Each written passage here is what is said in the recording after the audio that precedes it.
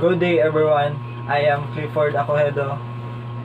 I'm going to report the nature of organization. Nature of organization.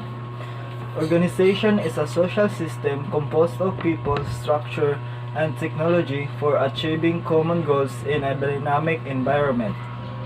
In other words, organization is a human association where two or more people come together with a certain common aim and equipment and desire to achieve certain common goals through planned joint effort and teamwork.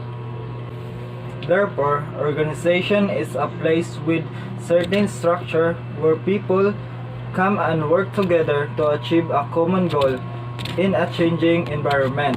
Tribe, ethnic groups, families are not organization. The three essentials of an organization are A. People, B. Common goal, C. Joint effort.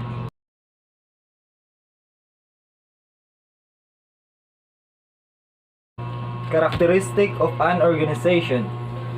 Human association. Organization is the place where people work together to achieve the common goals.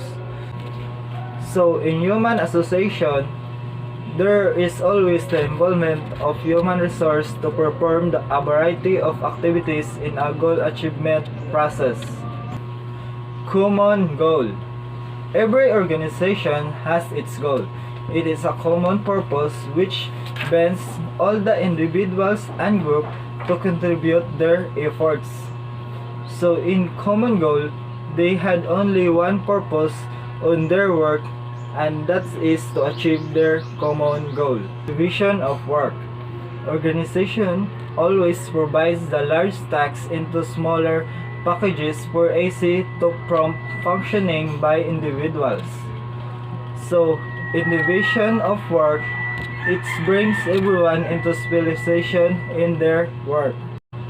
Hierarchy of authority. Organization has a chain of command. Under the basis of job responsibility and accountability, skills demand of the job, complexity of the job, hierarchy of authority is constructed. Flexibility. Environmental adaptation. Organizational activities direct and indirect influenced by the environmental factors. So in flexibility, it is also always formulate its plan and policies that can match the changing requirements of environment.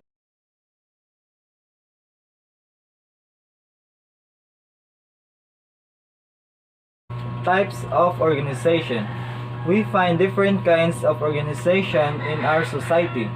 These organizations are classified according to the nature and purpose. Business organization. The organization which is established in order to make profit is known as business organization. So in business organization, the organizations that the prime beneficiaries of this are the owners or the shareholders. Non-profit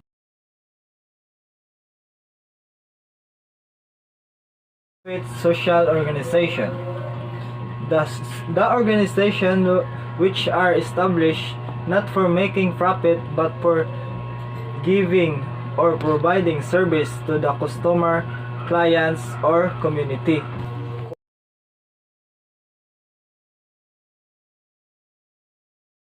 Cooperative organization.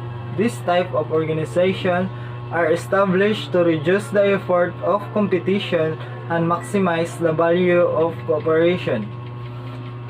So, in cooperative organization, the main purpose of this organization is to fulfill the individual needs and prosperity of all members involved through collective effort.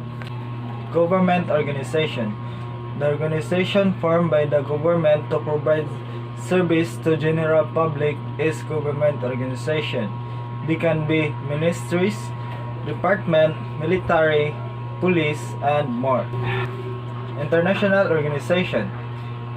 The organization which are established by the involvement of different countries for the sake of their welfare are called international organizations.